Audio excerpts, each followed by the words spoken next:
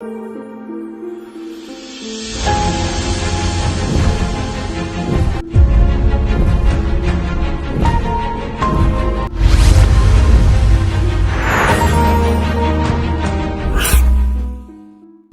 दर्शकों, हर कार्य विलंब से होना, और विलंब भी कई बार ऐसा हो जाता है कि जिनकी जन्म कुंडली में शनिदेव का संबंध लग्न से हो और मंगल का संबंध भी लग्न से हो जाए तो उस जातक का जीवन तो कहना ही नहीं।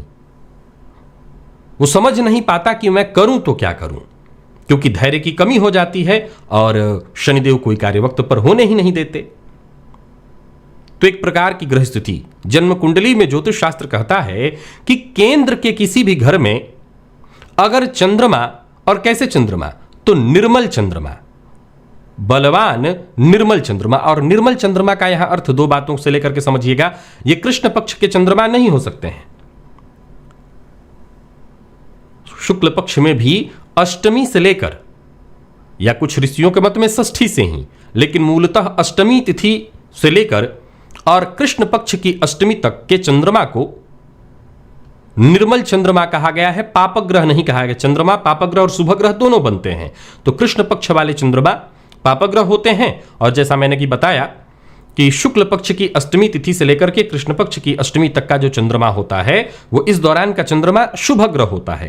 तो शास्त्रकार ने कहा निर्मल चंद्रमा, अर्थात किसी भी पापग्रह से दृष्ट या युक्त न हो ऐसा चंद्रमा केंद्र में हो तो इस दोष का वो समन कर देते हैं। जातक के जीवन काल में जो भी चीजें विलंबित हो रही हों वो विलंब दूर हो जाता है और जातक के कार्य शीघ्र गति से होने लगते हैं। तो वहीं शुक्र और गुरु युति बनाकर जन्म कुंडली के द्वितीय भाव में बैठे हों तो भी जातक के जीवन काल में यह समस्या दूर हो जाती है, जातक के कार्य शीघ्र पूर्ण होने लगते हैं। और फिर इन दोनों योगों के होने से जातक हर प्रकार का सुख भोगता है।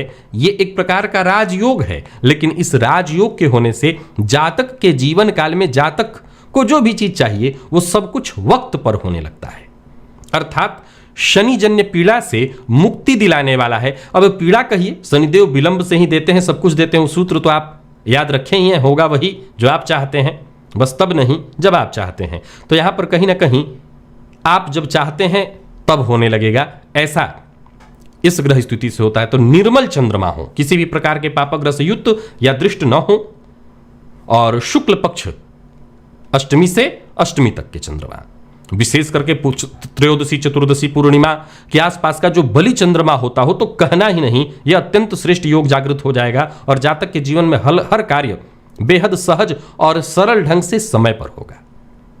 अपनी जन्म कुंडली में इस सूत्र को मिला लीजिए।